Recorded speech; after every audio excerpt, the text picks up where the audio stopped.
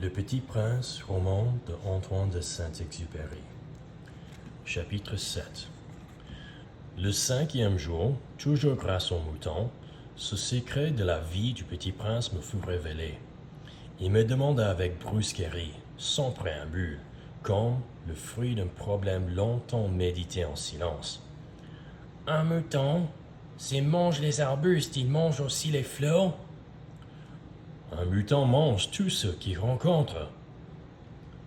Même les fleurs qui ont des épines? Oui, même les fleurs qui ont des épines.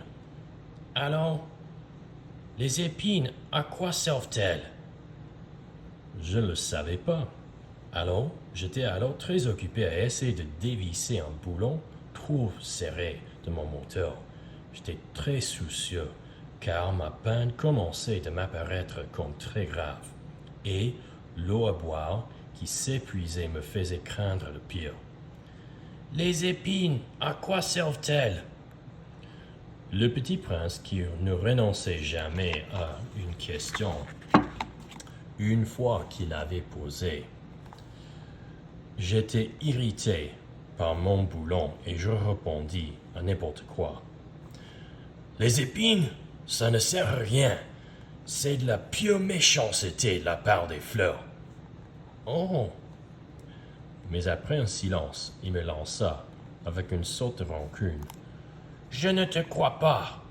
Les fleurs sont faibles. Elles sont naïves. Elles se rassurent comme elles peuvent. Elles se croient terribles avec leurs épines. Je ne répondis rien.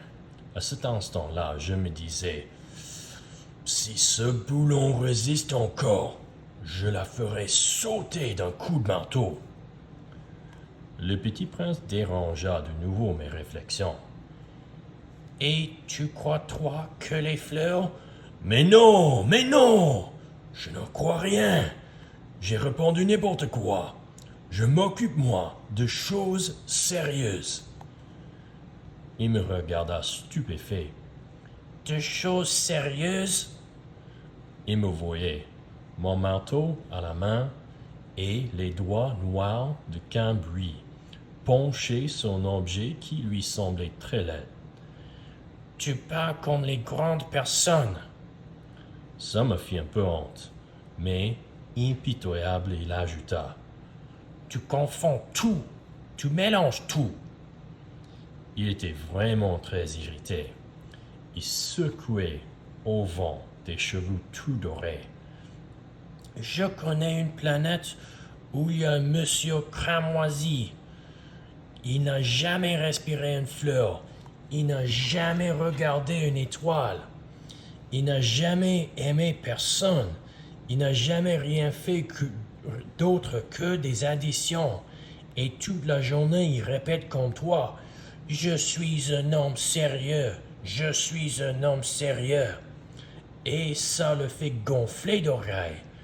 Mais ce n'est pas un homme, c'est un champignon. Un quoi? Un champignon. Le Petit Prince était maintenant tout pâle de colère. Il y a des millions d'années que les fleurs fabriquent des épines. Il y a des millions d'années que les moutons mangent quand même les fleurs. Et ce n'est pas sérieux de chercher à comprendre pourquoi elles se donnent tant de mal pour se fabriquer des épines qui ne servent jamais à rien. Ce n'est pas important la guerre des moutons et des fleurs. Ce n'est pas plus sérieux et plus important que les additions d'un gros monsieur rouge. Et si je connais, moi, une fleur unique au monde qui n'existe nulle part sauf dans ma planète, et qu'un petit mouton peut anéantir d'un seul coup comme ça un matin, sans se rendre compte de ce qu'il fait, ce n'est pas important ça? Il rougit, puis reprit. Si quelqu'un aime une fleur qui n'existe qu'un exemplaire dans les millions et les millions d'étoiles, ça suffit pour qu'il soit heureux qu'on les regarde. Il se dit, ma fleur est là quelque part. Mais si le mouton mange la fleur, c'est pour lui comme si brusquement toutes les étoiles s'éteignaient. Et ce n'est pas important ça.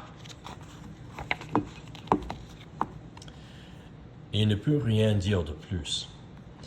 Il éclata brusquement en sanglots. La nuit était tombée. J'avais lâché mes utiles et je me moquais bien de mon marteau, de mon boulon, de la soif et la mort. Il y avait sur une étoile, une planète, la mienne, la terre, un petit prince à consoler. Je le pris dans les bras, je le berçai, je lui disais, « La fleur que tu aimes n'est pas en danger. » Je lui dessinerai un muselière à ton mouton. Je te dessinerai une armure pour ta fleur. Je ne savais pas trop quoi dire. Je me sentais très maladroite. Je ne savais comment l'atteindre ou le rejoindre.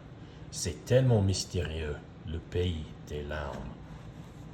Chapitre 8. J'appris bien vite à mieux connaître cette fleur.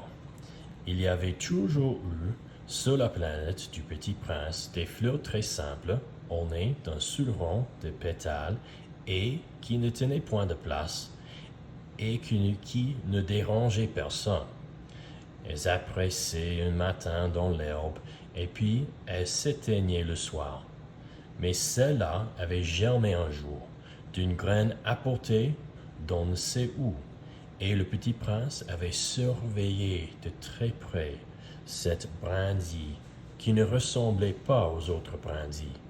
Ça pouvait être un nouveau genre de baobab, mais l'arbuste cessa vite de croître et commença de préparer une fleur. Le Petit Prince, qui assistait à l'installation d'un bouton énorme, sentait bien qu'il en sortait une apparition miraculeuse. Mais la fleur n'en finissait pas de se préparer à être belle à l'abri de sa chambre verte. Elle choisissait avec soin ses couleurs et s'habillait lentement. Elle ajustait un à un ses pétales. Elle ne voulait pas sortir toute fripée comme les coquelicots. Elle ne voulait apparaître que dans le plein rayonnement de sa beauté. Hein? Oui. Elle était très coquette. Sa toilette mystérieuse avait donc duré des jours. Et puis voici qu'un matin, justement à l'heure du lever du soleil, elle s'était montrée. Et elle, qui avait travaillé avec tant de précision, dit en bâillant, « Oh, je me rêvais à peine. Je vous demande pardon. Je suis encore tout décoiffé. » Le Petit Prince, alors, ne put contenir son admiration. « Que vous êtes belle! »« N'est-ce pas? » répondit doucement la fleur. « Et je suis née en même temps que le soleil. » Le Petit Prince devina bien qu'elle n'était pas trop modeste, mais elle était si émouvante. « C'est l'heure, je crois, du petit déjeuner. » Avait-elle bientôt ajouté, « Auriez-vous la bonté de penser à moi? » Et le Petit Prince, tout confus, ayant été chercher un arrosoir d'eau fraîche, avait servi la fleur. Ainsi l'avait-elle bien vite tourmentée par sa vanité un peu ombrageuse. Un jour, par exemple, parlant de ses 4 épines, elle avait dit au Petit Prince, « Ils peuvent venir, les tigres, avec leurs griffes. »« Il n'y a pas de tigres sur ma planète, » avait objecté le Petit Prince. « Et puis les tigres ne mangent pas d'herbe. »« Je ne suis pas un herbe, » avait doucement répondu la fleur. « Oh, pardonnez-moi. Je ne crains rien des tigres, mais j'ai horreur des courants d'air. Vous n'auriez pas un paravent? »« Horreur des courants d'air?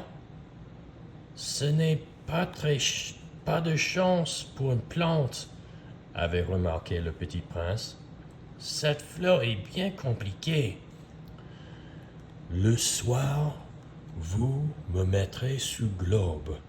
Il fait très froid chez vous. C'est mal installé. Là d'où je viens. Mais elle s'est interrompue. Elle était venue sous forme de graines. Elle n'avait rien pu connaître des autres mondes.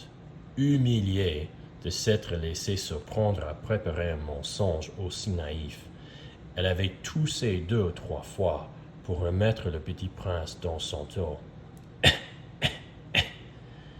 Cependant, j'allais le chercher, mais vous me parliez. Alors, elle avait forcé sa toux pour lui infliger quand même des remords. Ainsi, le petit prince, malgré la bonne volonté de son amour, avait vite douté d'elle. Il avait pris au sérieux des mots sans importance et était venu très malheureux.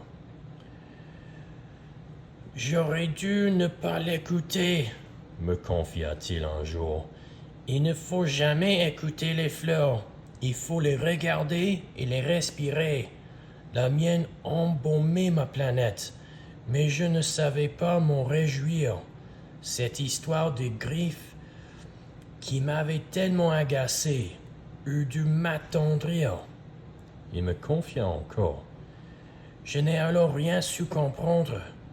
J'aurais dû la juger sur ses actes et non sur les mots. Et m'embaumer et m'éclairer.